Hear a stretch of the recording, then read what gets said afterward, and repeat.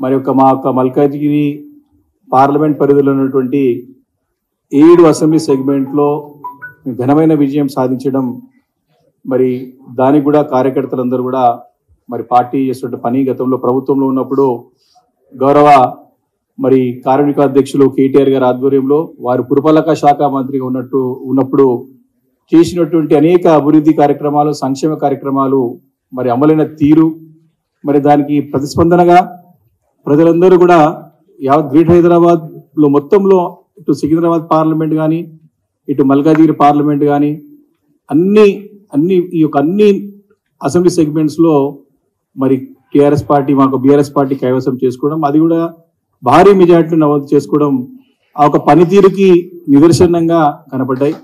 కాబట్టి ప్రజల్లో సంపూర్ణమైన నమ్మకం, విశ్వాసం మరి బీఆర్ఎస్ పార్టీ నాయకత్వం పైన, పార్టీ పైన ఉందని చెప్పడానికి ఒక ఎన్నికల ఫలితాలే నిదర్శనం అని చెప్పి సందర్భంగా మనవి చేస్తున్నాను.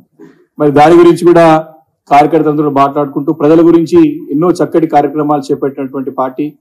మరి ఇప్పుడు కూడా గ్రేటర్ హైదరాబాద్ పరిధి మొత్తం కూడా ఒక్కటంటే ఒక్క సీటు కూడా ఈరోజు వేరే పార్టీలకు వచ్చేటువంటి సందర్భం లేదు. కాబట్టి హైదరాబాద్ తెలంగాణ రాష్ట్రానికే హైదరాబాద్ అనేది ఒక గ్రోత్ ఇంజన్ లాంటిది, ఒక తలమానికమైంది. అంటే దీంతోనే తెలంగాణ రాష్ట్రం అంతా నడుస్తుంది. కాబట్టి ఇలాంటి హైదరాబాద్ నగరంలో మొత్తం అంతా కూడా మా పార్టీ బీఆర్ఎస్ పార్టీ స్వీప్ చేయడంలో మరి కేటీఆర్ గారి యొక్క పాత్ర చాలా కీలకమైంది, గణనీయమైంది అని చెప్పి ఈరోజు కార్యకర్తలందరూ అభిప్రాయపడడం జరిగింది. దానికి వారందరూ కూడా వారికి ఎంతో కృతజ్ఞతలు తెలియజేసుకుంటూ పార్టీ బలోపేతాన్ని కూడా కొన్ని సూచనలు, సలహాలు కూడా వారు తెలియజేయడం జరిగింది.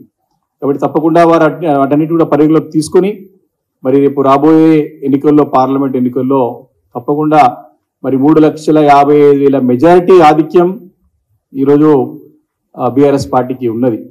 కాబట్టి గతంలో మరి అతి స్వల్ప కొన్ని ఓట్లతోని మరి కాంగ్రెస్ ఆ రోజు సీట్ గెలవడం జరిగింది. ఆ రోజు ఇదే పార్లమెంట్ సీట్ కి ప్రాతినిధ్యం వహించినటువంటి ఇప్పటి ముఖ్యమంత్రి మరి రేవంత్ రెడ్డి గారు ఆ రోజు ఏమి కూడా చేయలేకపోయినారు.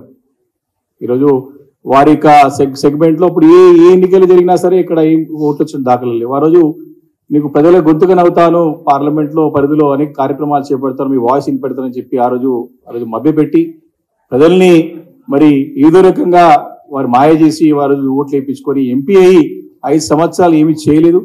నేను ఇప్పుడైనా ముఖ్యమంత్రి అయ్యారు కాబట్టి ఈ పార్లమెంట్ ఒక అభివృద్ధి పైన వారు చిన్న చూపు చూడకుండా వారి పార్టీకి సీట్ రాలేదని చెప్పి ఒక కక్కకుండా మరి యొక్క అభివృద్ధికి సహకరించాలని చెప్పేసి కూడా అక్కడ కార్యకర్తలతో కూడా అభిప్రాయపడడం జరిగింది. అంతేకాకుండా రేపు భవిష్యత్తులో అటు పార్లమెంట్ ఎన్నికల్లో ఇటు బీజేపీ పార్టీ అటు కాంగ్రెస్ పార్టీ పన్నుతున్న కుట్రలను చూస్తా ఉన్నాం. 2 పార్టీలు కలిసి మరి బీఆర్ఎస్ పార్టీని లేకుండా చేయాలని చెప్పి పన్నుతున్న కుట్రలు బహిర్గతం అవుతా ఉన్నాయి, రోజు రోజుకి ముందు పడతా ఉన్నాయి. ఈరోజు అలా స్పష్టంగా ఈరోజు కొన్ని పత్రికల్లో కానీ మరి అనేక ప్రత్యక్షంగా డైరెక్ట్ గానే బీజేపీ పార్టీకి చెందిన నాయకులు డైరెక్ట్ చెప్తా ఉన్నారు, మనం కలిసి ఉందాం, బీఆర్ఎస్ పార్టీని లేకుండా చేద్దాం, కేసీఆర్ గారి నాయకత్వం లేకుండా చేద్దాం, తెలంగాణ అస్తిత్వాన్ని చంపేద్దాము, తెలంగాణ లేకుండా చేద్దామని చెప్పేసి పడుతున్న కుట్రలు మరి ఒకటొకటి బయటపడతా ఉన్నాయి. కాబట్టి దాన్ని ప్రజలకు లోపుతో తీసుకెళ్లాలని చెప్పేసి కూడా ఈరోజు కార్యకర్తలందరూ కూడా పార్టీ అధిష్టానానికి తీసుకెళ్లడం జరిగింది. మరి అంతేకాకుండా మరి మనం చూస్తా ఉన్నాం, గడిచిన కొత్త ప్రభుత్వం వచ్చిన తరుణంగా ఈ యొక్క 45 రోజుల్లో వాళ్ళు ఇచ్చిన హామీల గురించి ప్రశ్నిస్తే ఈరోజు మమ్మల్ని బెదిరించే విధంగా, ఆ పార్టీని బెదిరించే విధంగా వారు మంత్రులు కానీ ముఖ్యమంత్రి గారు కానీ ఏ రకంగా వారి యొక్క స్టేట్మెంట్లు కానీ వారి స్థాయికి దిగజారి మాట్లాడుతున్నారో మనం చూస్తా ఉన్నాం. ఒకటి స్పష్టంగా తెలంగాణ రాష్ట్రంలో మరి 3వసారి ఎన్నికలైన తర్వాత ప్రజల యొక్క తీర్పుని గౌరవిస్తూ మేమందరం కూడా ప్రభుత్వానికి సహకరిస్తాం. వారిని ఎందుకంటే ప్రజలు వారి తీర్పులు ఇచ్చారు కాబట్టి వారికి ముందు తీసుకెళ్లాలని చెప్పి ఆలోచనతో ఒక నిర్మాణాత్మకమైన పాత్ర మరి ఒక అపోజిషన్ పార్టీగా మేము పోషిస్తామని చెప్పేసి అనుకున్న తరుణంలో వారు మమ్మల్ని రెచ్చగొట్టే విధంగా వారు ఇచ్చిన హామీలు నెరవేర్చడానికి వారికి ముఖం లేక దారి లేక మా పైన నెప్పం మోపే ప్రయత్నం మొదటి నుంచి కూడా చేస్తా ఉన్నారు. గవర్నర్ స్పీచ్ స్టార్ట్ చేసుకుంటే ఈ రోజు వరకు అవే చేస్తా ఉన్నారు. వారికి చిత్తశుద్ధి ఉంటే వారు ఇచ్చిన హామీలు నెరవేర్చడానికి ప్రయత్నం చేయాలి. కానీ తప్పులు ఎత్తి చూపి మరి గతంలో మరి ఈ రాష్ట్రాన్ని మరి అప్పుల పాలు చేశారనేటువంటి ఒక తప్పుడు ప్రయత్నం చేసి ఒక తప్పుడు ఆరోపణ చేసి దాని యొక్క మరి అవి చూపి ఈ హామీల్ని ఎగ్గొట్టి ప్రయత్నం చేస్తానని చెప్పి స్పష్టంగా అర్థమవుతా ఉన్నది. మరి గతంలో ఇదే అసెంబ్లీలో మరి అపోజిషన్ పార్టీ లీడర్గా ఉన్నటువంటి మరి నాయకులు ఇప్పుడు ఫైనాన్స్ మినిస్టర్ గా డిప్యూటీ సీఎం ఉన్నారు. ఆ రోజు రాష్ట్ర పరిస్థితుల గురించి వారికి ప్రతి ఒక్క అంశం పైన అవగాహన ఉన్నది. ప్రతి ఒక్క అంశం పైన వారికి సంపూర్ణంగా లోతైన అధ్యయనం అసెంబ్లీ చర్చలో ప్రతి ఒక్క బడ్జెట్ సమావేశంలో వారు ఉన్నారు.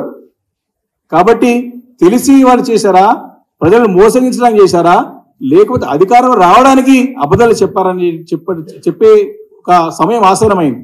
కాబట్టి వాటన్నిటి కూడా తప్పుదో పెట్టడానికి ఈరోజు ప్రయత్నాలు చేస్తా ఉన్నారు. కాబట్టి ఏదేమైనా సరే ఈ యొక్క పార్లమెంట్ ఎన్నికల నోటిఫికేషన్ వచ్చే లోపల వారు ఏ రకంగా దీన్ని కాలయాపన చేసి పోస్ట్పోన్ చేసి ఎలక్షన్ కోడ్ వచ్చింది కదా అని చెప్పి తప్పించుకునే ప్రయత్నం జరుగుతూ ఉంది. మళ్ళీ పార్లమెంట్ లో గెలవాలని చెప్పేసి ప్రయత్నాలు జరుగుతూ ఉన్నాయి. మరి నిన్న కాక మొన్న ఈ 2 రోజుల్లో కొన్ని సర్వేలు వస్తూ ఉన్నాయి. చాలా స్పష్టంగా తెలంగాణ రాష్ట్రంలో హైయెస్ట్ సీట్స్ తప్పకుండా మరి బీఆర్ఎస్ పార్టీకి రాబోతున్న స్పష్టంగా సంకేతాలు వస్తా ఉన్నాయి. ఇప్పటికే ప్రజలు బాధపడుతూ ఉన్నారు. కేసీఆర్ గారి నాయకత్వాన్ని కోల్పోయినామని బాధపడుతున్న గ్రామాల్లో ఇబ్బంది పడుతూ ఉన్నారు. తప్పకుండా మళ్ళీ